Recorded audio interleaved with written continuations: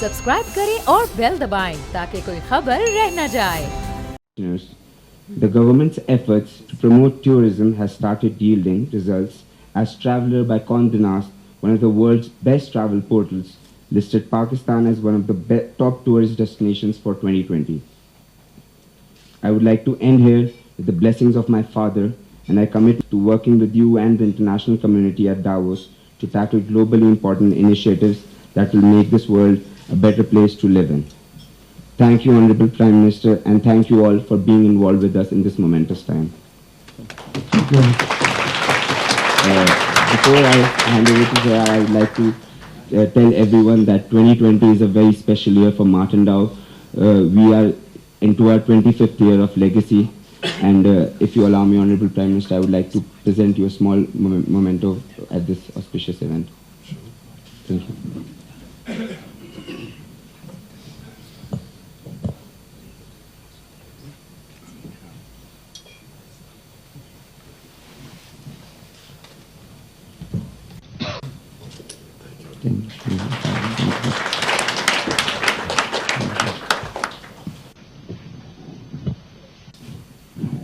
I think as introductions go, this should be very easy.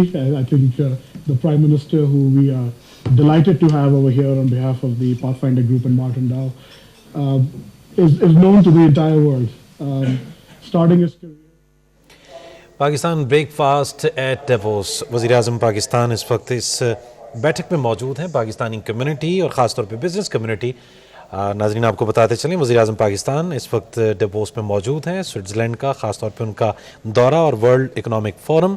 इस मौके पे उन्होंने ख़िताब भी किया, मुख्तलिफ़ शख्सियात से, बहुत से अहम इदारों के सरबराहान से उनकी मुलाकातें और बिज़नेस के माशी सूरत हाल को बेहतर करने के हवाले से उनका एक विज़न है जिससे यकीनन पाकिस्तानी कम्युनिटी और दुनिया भर के ताजिर मुस्तफ़ीद होना चाहते हैं। और ये वो मौका है कि जहाँ वो अपने ख़यालात का इजहार करेंगे और बिज़नेस के हवाले से जो नए रुझानात हैं उनको भी यकीनन इस बैठक में, इस नशिस्त में, इस तकरीब में उजागर किया जाएगा।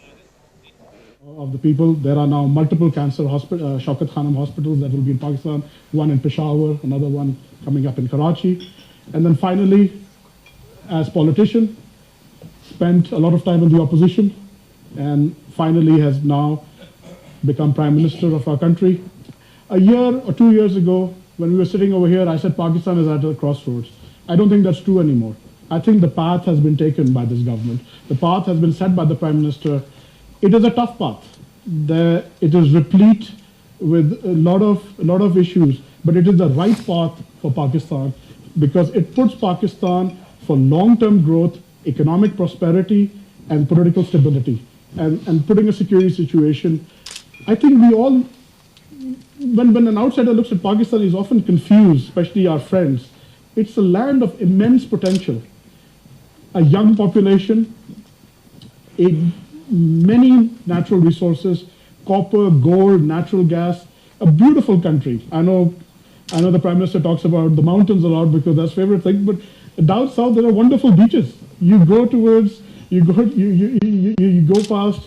past some of the beaches in Karachi and there's beautiful marine blue water, pink sands of the sort that people spend thousands of dollars and go to European resorts and resorts in the Caribbean, and we have it all. And what has been lacking? One single thing: governance.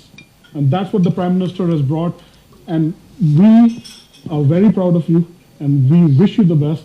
And with that, I'll let you take over. Thank you.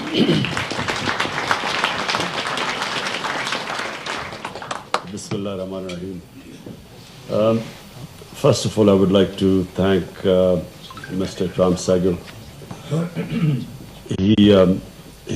He is instrumental in getting me here.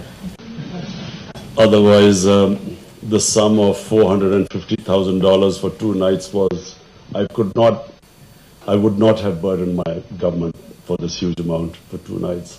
So Ikram Sehgal got together and with Imran Chaudhry, my other friend, and so sponsored it. So it's the cheapest any Pakistani Prime Minister has ever come to. There was.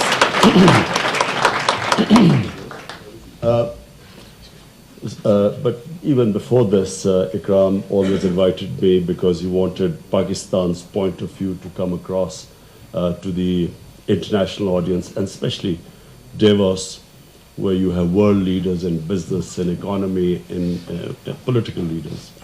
So I have been here before. And I always found that this is, Davos is such a gathering of people. Normally you would sort of meet such people over a period of 6 months, a year, you know, traveling around.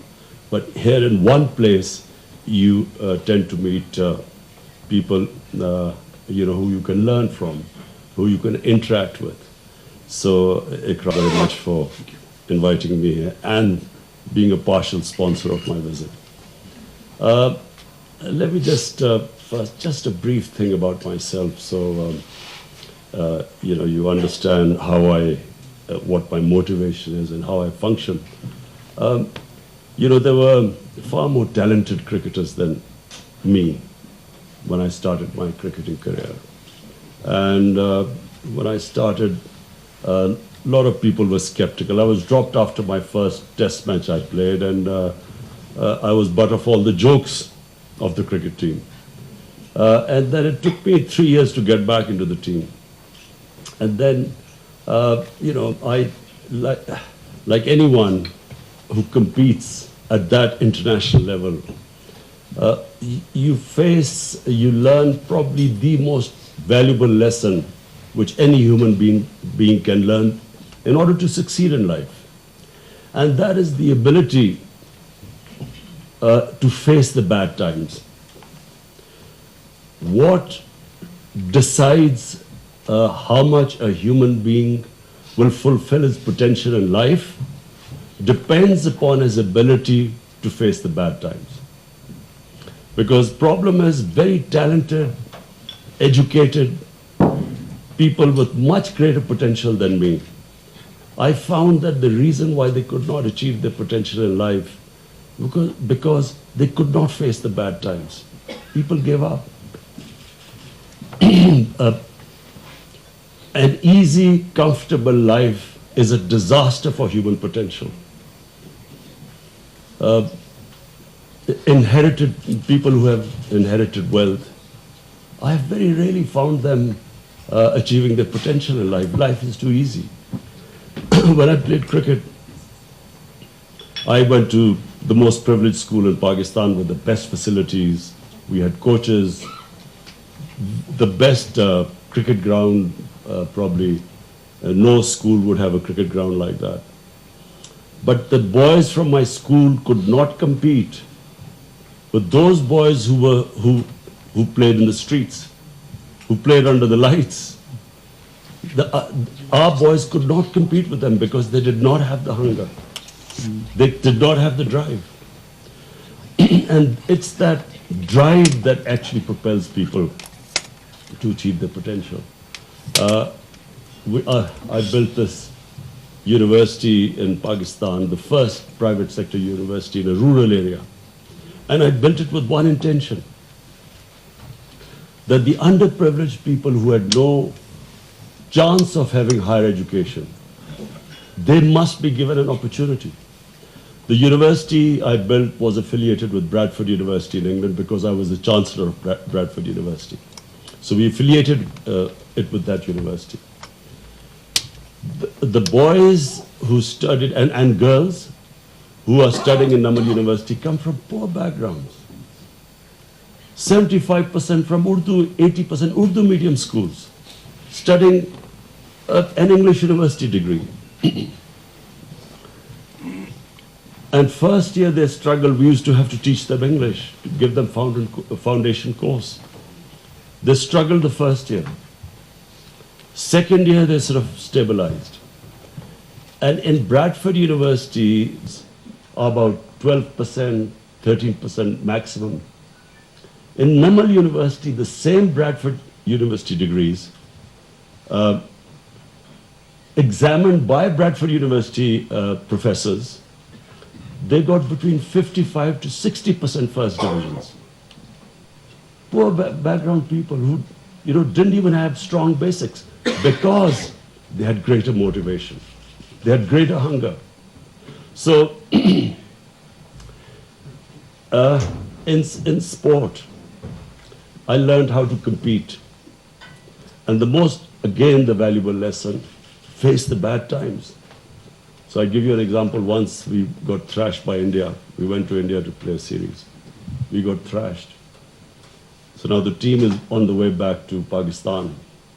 And what is the discussion going on in the dressing room? How to get to Pakistan in the middle of the night so that there would be no one at the airport. When we arrived at the airport at 4 a.m. in the morning, the custom people made us stand there for 2 hours, confiscated everything, and they made sure that it was light enough so that when we got out, the taxi drivers sort of gave us hell. And yet at the same airport, I arrived 7 years later, having beaten India. And we never even made it to the customs. There were 150,000 people at the airport to receive us. So you see, when you have these ups and downs in life, the most valuable lesson, you never lose your head when you go up, and you know the dynamics of coping with the bad times. So the difference and my philosophy. I was 9 years old when I wanted to be a test cricketer. I watched my first cousin. My mother took me to this match in Lahore. He scored a century against England. And I looked at him and I said, I want to be a test cricketer. And it never occurred to me that I would ever become a test cricketer. I always thought it was a matter of time. I never realized the struggle I had to go through. Similarly, when my mother died of cancer, I didn't realize there was not a cancer hospital in Pakistan. And then I realized that, I could take my mother out for cancer treatment. What happened to the 95% of the people in the country? So that's when I decided I would build a cancer hospital. I have to confess I was never much of a charity type of a guy. I was not into really giving people, because basically the philosophy of professional sport is that there are no prizes for coming second. You do not have compassion for the losers. So it was actually watching that pain that I decided, watching my mother suffer, I decided I wanted to build this hospital. And I'd never realized how difficult it would be. 4 years of running around, I wasn't getting anywhere. And then Mr. Razak Daud is sitting here. He was on the board of governors and he knows the meeting. We called 20 doctors of Lahore, top doctors, and said, look, how do we go about building this cancer hospital? And this is after 4 years of running around like a headless chicken. And out of 20, 19 said you can't build a cancer hospital in Pakistan. And one said that you might be able to build it, you cannot give free treatment to poor cancer patients because it's very expensive treatment. So, my dream was to build a hospital. And so what I went through, the things I had to do was the greatest learning experience in my life. And eventually when we built the hospital, just to give you an idea now, the hospital was built in 700 million rupees. The annual loss the hospital suffers for treating 75% of the cancer patients free, which was my dream. It wasn't just the dream of building a hospital. It was that poor people should get free treatment. The annual loss is 10 billion rupees. Hospital bill for 700 million, annual loss is 10 billion. So, imagine, had I had someone told me that, look, this is what you, after building it, you will have to spend 10 billion collecting every year. And then I decided to go to politics. Everyone laughed at me. There's no precedence of, in a two-party system, a third party coming through. There's no precedent. Look at England. Look at the US. You can't break through because they are entrenched. They have systems, a third party, an outsider. So for 15 years, people laughed at me. 15 years, people I was butt of all the jokes in politics. It was me sincerely going around, look, we want good people to come. Let's all good people get together. And I didn't realize that the good people were the most cowardly people. They were scared of coming into politics. So anyway, the thing is, the Almighty has given all of us tremendous potential. We are His greatest creation, Ashraful Makhluqat. Problem is, we don't know this. And we let ourselves down. Because that potential, we only achieve that potential if we know how to struggle. We only achieve that potential if we have these big dreams. And whatever the human mind can picture can happen. This is how much potential all of us have. Problem we face is that we give up on the way. When the bad time comes, we put up our hands and say, we have a plan B. The human potential, the bigger the dream, the bigger the struggle, but you achieve it when you do not have a plan B. There is no going back. You have to burn your boats. Wherever you go after a big ambition, you should never, never, never think of compromising on that dream. So now I come to my dream of Pakistan. You see, I believe, and I always believe, because I grew up in 60s when you cannot imagine the optimism we grew up with about Pakistan. It was one of the fastest growing countries. Our head of state, Ayub Khan, went to the United States. The president of the US came to receive him at the airport. He had a ticker tape reception, open car, people throwing, how they greet those people in the US. He goes to England, he's treated like royalty. Pakistan, there was hope. People believed the country had potential. It was the fastest growing country in the 60s in Asia. We were a model for development. South Korea came to Pakistan, Malaysia. They looked upon us. In HSN, I studied with Malaysian princes. Our university degrees were recognized everywhere. So I grew up with this thing. We had this hope. So we let ourselves down.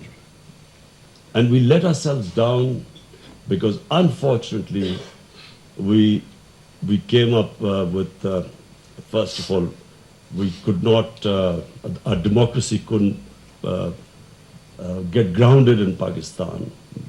When the democracy faltered, we had the army. When the army came in, they wanted their own puppets, who were not leaders. And so we went into this musical chairs. But I always believed that the moment Pakistan had good governance, this country would rise. And the moment Pakistan went back to its original vision, there was a reason Pakistan was made. We keep forgetting, why was it made? The reason given by the founding fathers, the ideological father of Pakistan, the great Iqbal, and what our great leader, Jinnah, Qaid-e-Azam, brilliant mind, the most outstanding barrister in British India, highest paid barrister, brilliance, man of complete integrity. They all, if you look at the vision of the founding fathers, they wanted Pakistan to be a humane, just society, a welfare state. And we deviated so far from the vision. And nations without a vision die. Why should people want to be part of a nation if there's no vision? So I always believe that the moment our vision, the reason why this country was made, if we could restore that vision, this country has more potential than any other country. Reason why this country has so much potential? Because the best resource are the people. We have dynamic people. I mean, I give you an example. When I used to be playing cricket, India is 7 times the size of Pakistan. We regularly thrashed them. Pakistan had squash players with there were more squash courts in Oxford University. Pakistan had 2 squash champions for 10 years each. our hockey hardly financed to anything. We had always the talent. People of Pakistan not just had the talent, we had the resources. I mean, since I've been in power, I'm amazed what the resources the country has. Just out of the 14 copper and gold fields we have in Rekodek, just 2 of them. And guess who told me? This foreign company which we are in litigation against, this chairman, I was speaking to him, he told me, he said, do you realize that these 2, the blocks, the profit is $100 billion. Just the profit of 2 blocks. This is just, I didn't know that. And we have coal reserves. We should never have shortage of electricity. Our own coal reserves. We have the most fertile land. When I went to China, they told, I mean, I looked at the productivity of China. It's 3-4 times of Pakistan. We have 6th number of cow and buffaloes in our country. We are number 6.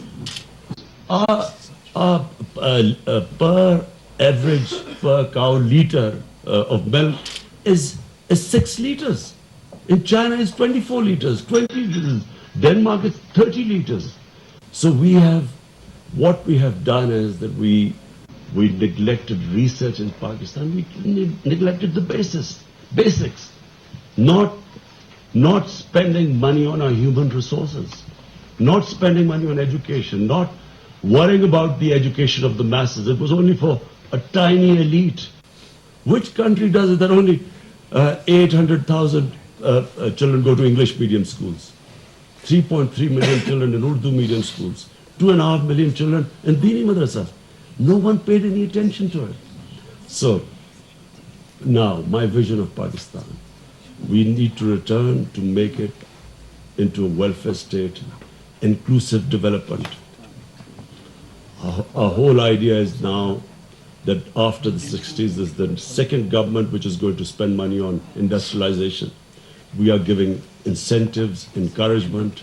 We want to promote industrialization because that will create wealth, and from that wealth creation we want to spend money on the bottom tier of our society. So we have already, despite limited resources, we have the most ambitious poverty alleviation plan called ESAS. I mean, we have allocated in very difficult times 190 billion rupees, the highest amount ever for poverty alleviation.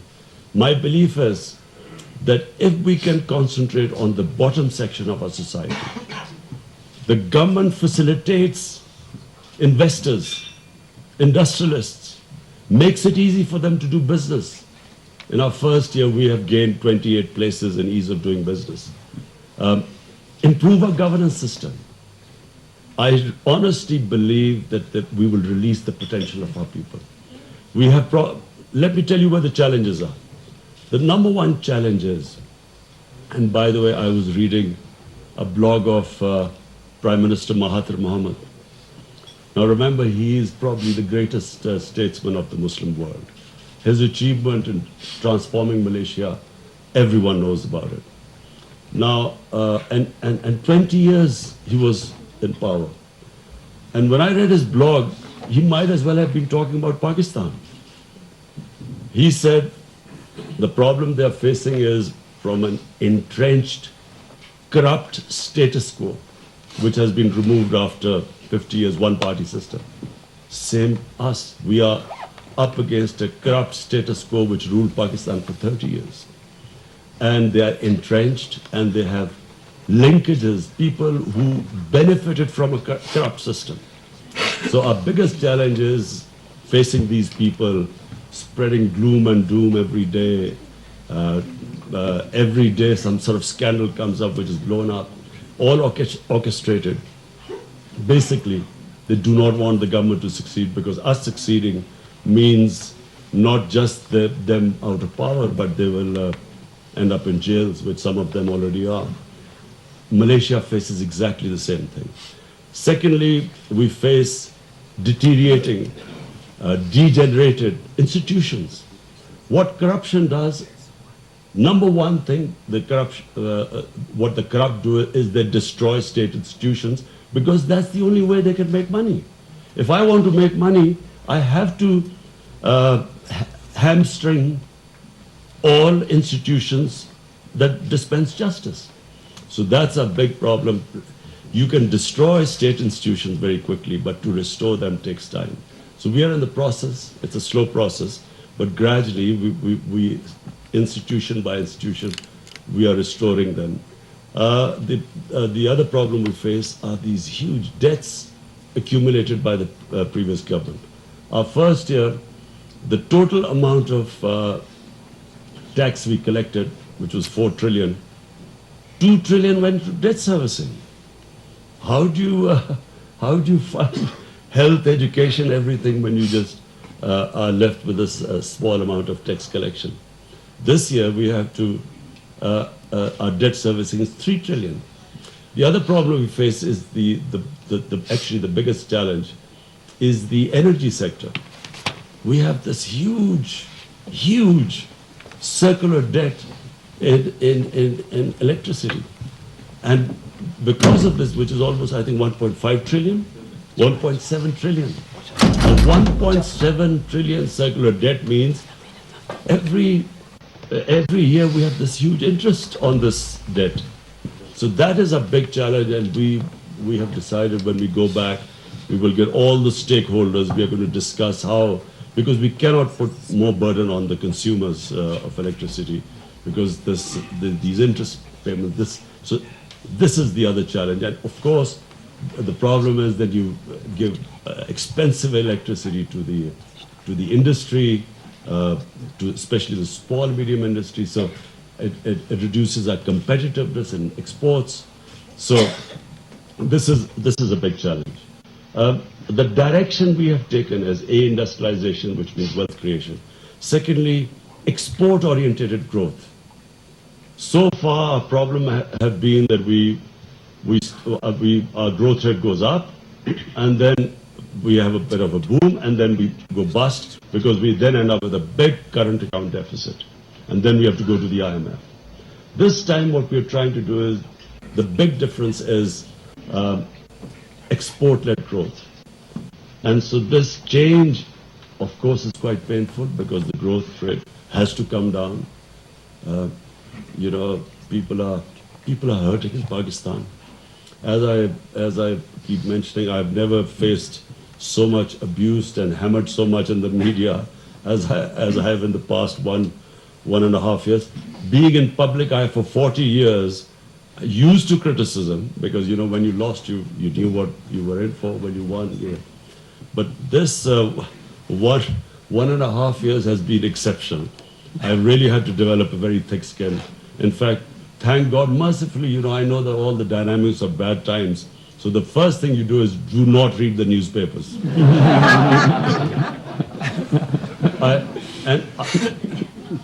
And secondly, do not, whatever happens, do not watch the evening chat shows.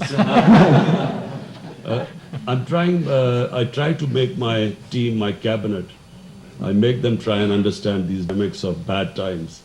Problem is, they watch the chat shows and they come. I watch them in cabinet meetings, all shell-shocked, sitting there. So anyway, don't worry, I'll get them on the same page soon. But we have to.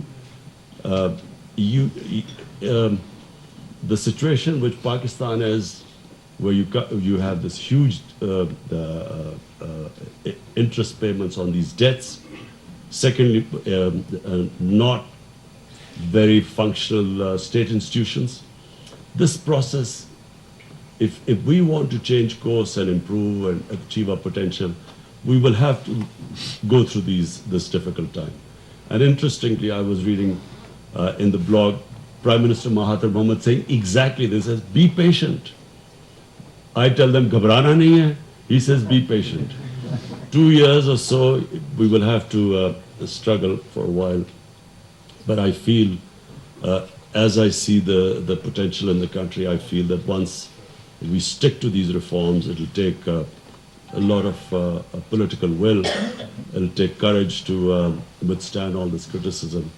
My only thing is I hate to see unemployment, people hurting at the bottom level.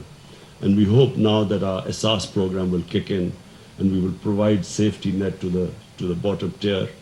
But whatever happens, anyone, when you have a sick economy, when you bring in reforms is a painful process. I keep telling them, look, it's like we all want to go to heavens, but we don't want to die.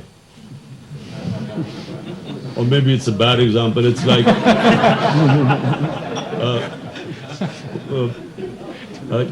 we want to cut out the tumor, but we don't want the operation or feel the pain of the operation. So it is going to be difficult. But I do feel that we have, the first year has been, in my opinion, we have done remarkably well in the sense that our current account deficit, which is the one biggest thing, anyone looking into an economy of a country, the one thing they look upon is your current account. Is it a deficit or a surplus? Surplus means you're well. Deficit means you've got problems. So we reduced it by 75% in the first year, which I think is a great achievement. And that is reflected in the rupee stabilizing, in fact, gaining a little bit.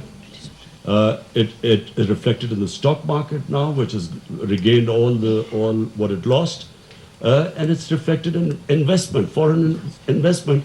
In the last 1 year, we had 200% increase in the foreign investment. So the direction is right. But I still feel that, we have a struggle ahead. But I'm an optimist, and I think we are on the right track, and I see good times ahead for Pakistan. Next.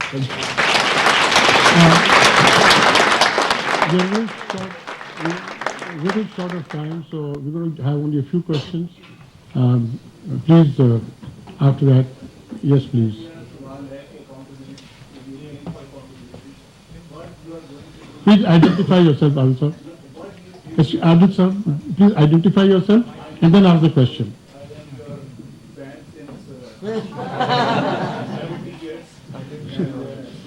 When you were in school.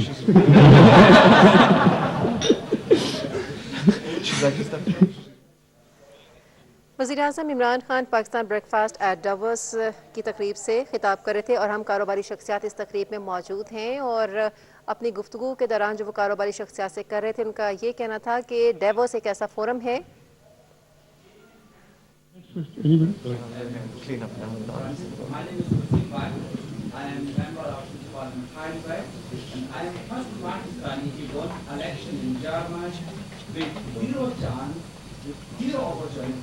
with zero money and then with about 80,000 votes. My question is, Pakistan government के पास ऐसी plan है कि जो दुनिया में जो भी पाकिस्तानी जो इस एबिलिटी रखते हैं कि वो एक ऐसे नेटवर्क में आए वो पाकिस्तान के लिए मेरा ख्याल ये है तो वो बहुत ज़्यादा काम कर सकते हैं हम बना सकते हैं क्या गवर्नमेंट के पास ऐसा प्लान है तो जो बाहर ऐसे लोग एक ऐसा एक चेन बनाए जिसमें वो मैं इसका सिर्फ जवाब दे दूं आपके लिए the greatest resource of Pakistan are the overseas Pakistani. Some of our best minds, some of our best professionals, some of our best entrepreneurs are sitting outside Pakistan. And what we are trying to do is to create that environment for them to come back. Some of them are already back. My finance minister was somewhere in Egypt, where I don't know where you were, Dubai. The other, Raza Bakr, our State Bank president, was in Egypt working for IMF. There's Tania, who was in Singapore, Google. So we already have attracted overseas Pakistanis. And we will keep creating that environment for them to come back because they are our best resource. And I always believe that as we are making it easier and easier for people to do business, the cleaner governance we give our overseas Pakistanis, the highest amount of foreign investment, I believe, will come from overseas Pakistanis, small businesses, small industries. I believe that that will be our biggest strength, which will create employment in the country. Yes, please. Yes.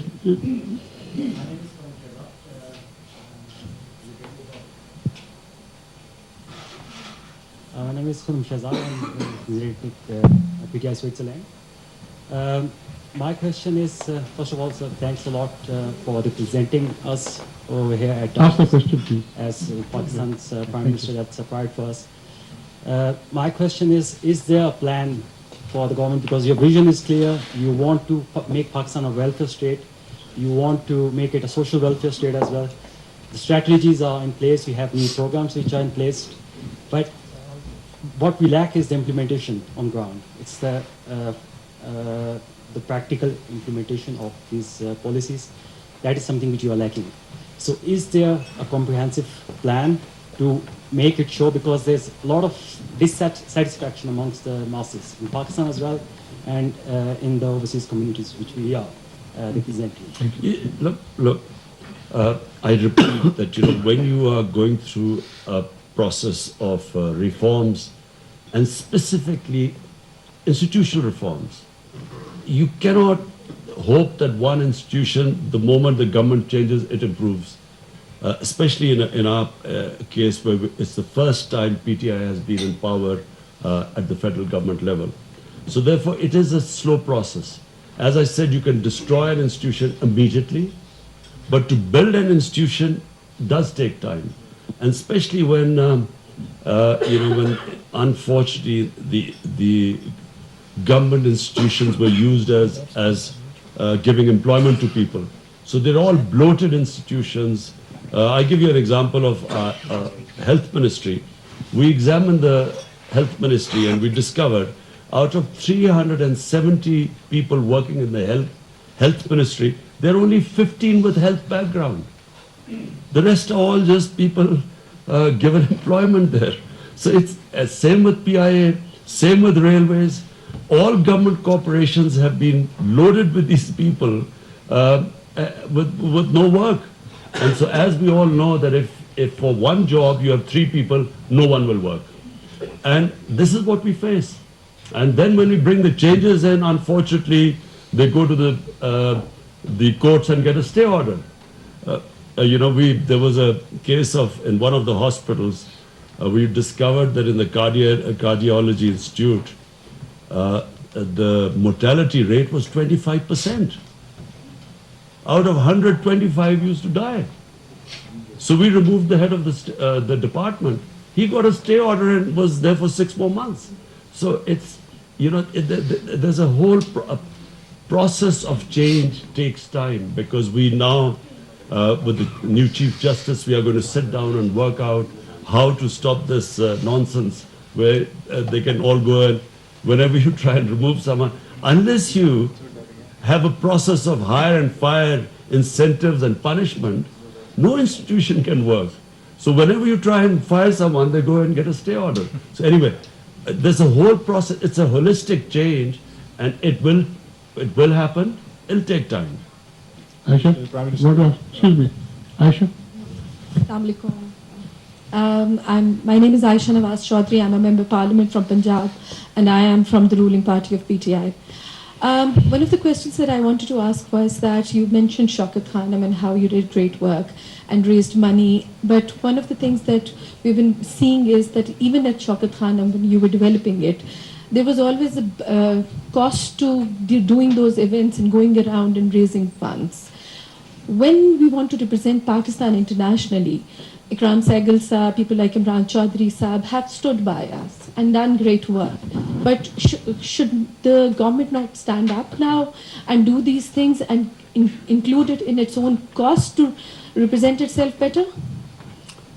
You see, Aisha, I believe that we should save money from spending all these monies on these expos, which are productive.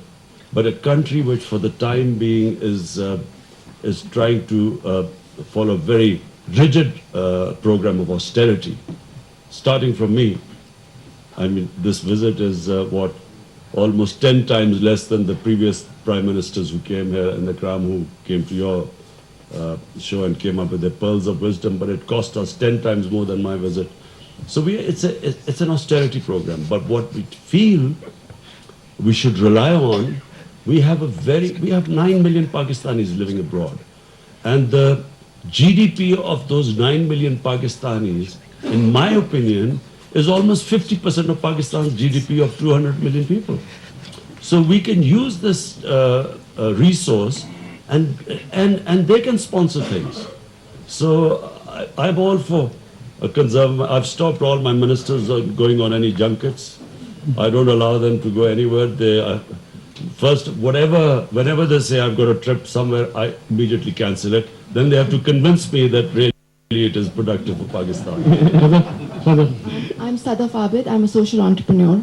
Pakistan has under 26% women in its formal economy. IMF has calculated gender parity would add 30% to the GDP. So what I'm interested in knowing is how are you, in your capacity, increasing women's inclusion? Because when women grow, we will all benefit and Pakistan will prosper.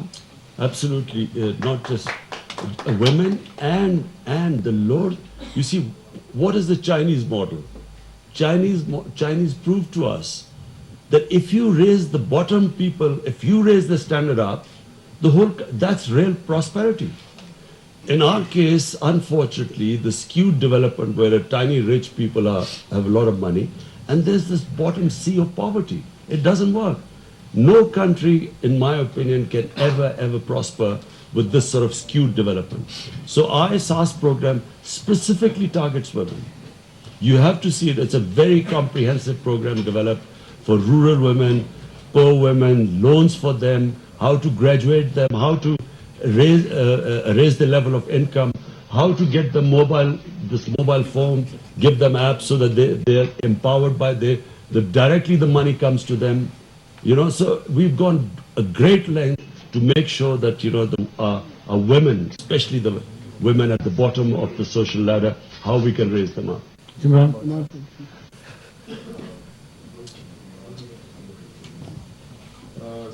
You answered this question very well. So what I understand from your answer is that when you were not in the government, with the crowd and things like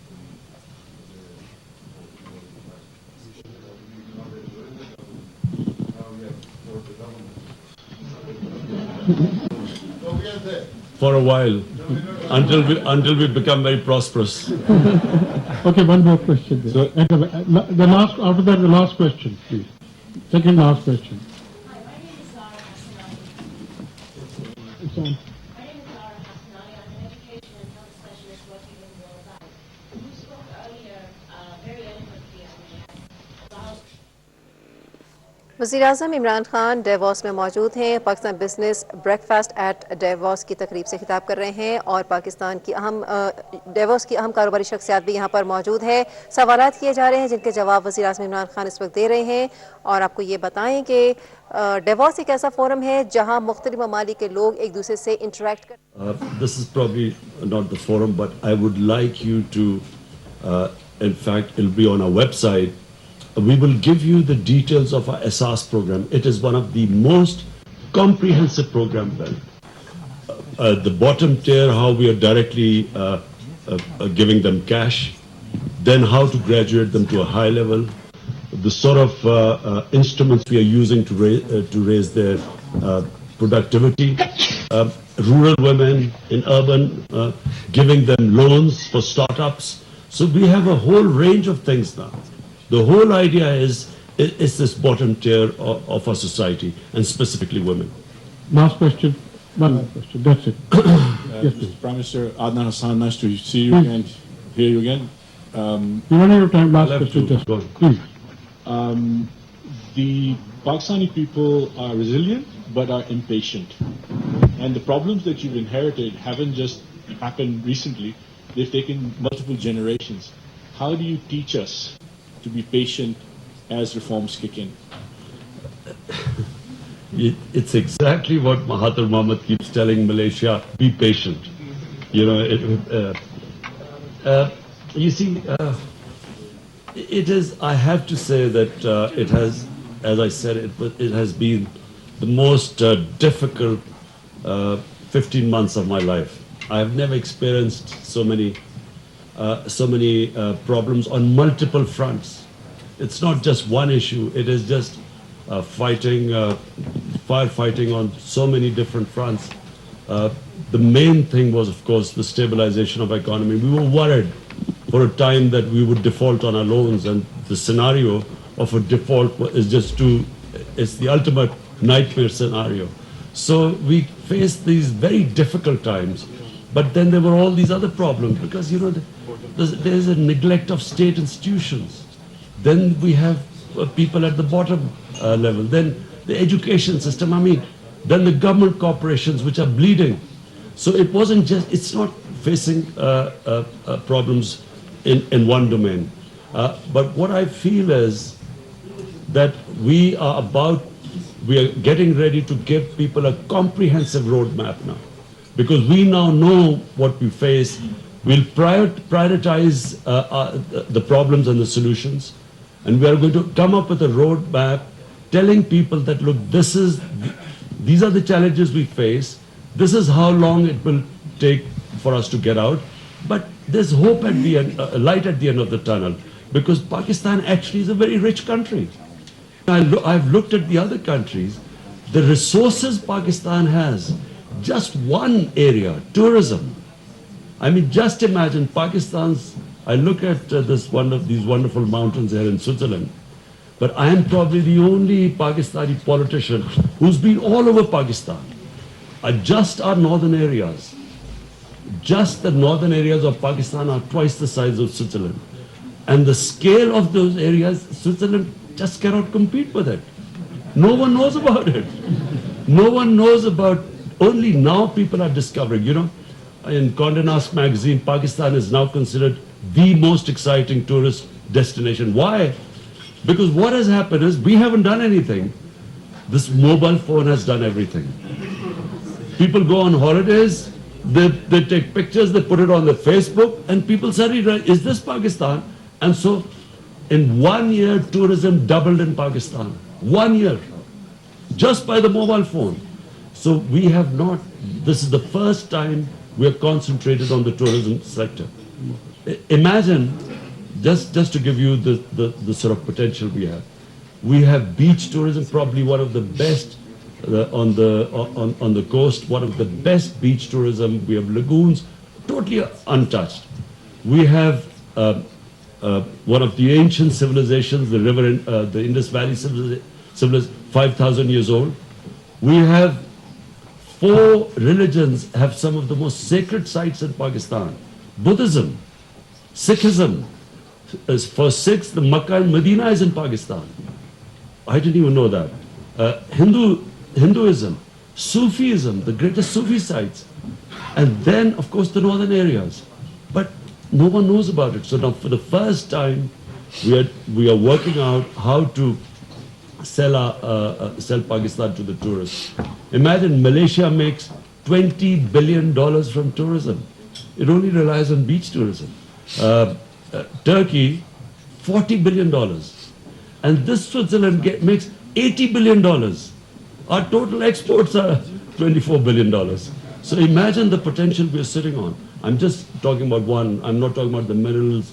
I'm not talking about if we just double our agricultural productivity, where the country can go, about our export, our linkages with China, CPEC, special economic zones, China wanting to relocate the industries because our labor is now much cheaper So, the country is, the possibilities are the sky, and I'm not just a born optimist. Since I've been in power, I realize, we are sitting on a gold mine, and inshallah, this country has great times ahead. Thank you. I'd like to sum up, please. First of all, Prime Minister, thank you for being here. Thank you for believing in a private-public partnership that you've made a small committee. I'm grateful to Imran. I'm very grateful to Zulfikar Bukhari. And, of course, person who's not here, Kulli Wasim. We all set it together. And obviously, we got it down to $68,000, I believe. actually. No. And 68,000. The previous two ones were $500,000. One was $600,000. My trip to the U.S., the United Nations General Assembly, was $160,000. One Zardari did it for $1.4 million. Nawaz Sharif did it for $1.3 million. Even, in Punjabi we call Relu Kata. Khakan Abbasi, he did it for $800,000. So I'm just saying that a country which was accumulating in 10 years, 4 times, they increased our debt 4 times. Look the way the leaders were spending the taxpayers' money. I'd like to mention that I deliberately put, you have the present and the vision for the future. And both sides of you, I deliberately kept the future of Pakistan. On both sides sitting with you. The reason is we have to believe in our children. We have to believe in our destiny. And the Prime Minister is very right. We have the resources, both material and this thing, and we can do it. And Prime Minister, I must also thank, with your permission, my friends like Ross Perot has been here for, I think, 12 years, constantly. Thank you for signing down to the title industry and Rai Kulsum. And thank them. And thank Jeremy for being here. Thank the World Economic Forum team, Andrew Fletcher, who really helped us. And not forget me, who has speechless facts, putting everything together. The thing is, we have now stabilized. We have the resources for the drive. We would like to show you that that is possible. For this event, we brought together from Pakistan a small group of people from my company and a group. And if you permit me, I'll invite them on the stage to have a group photograph from Pathfinder Group, if they can come up, because they're the ones who put all the $68,000 together.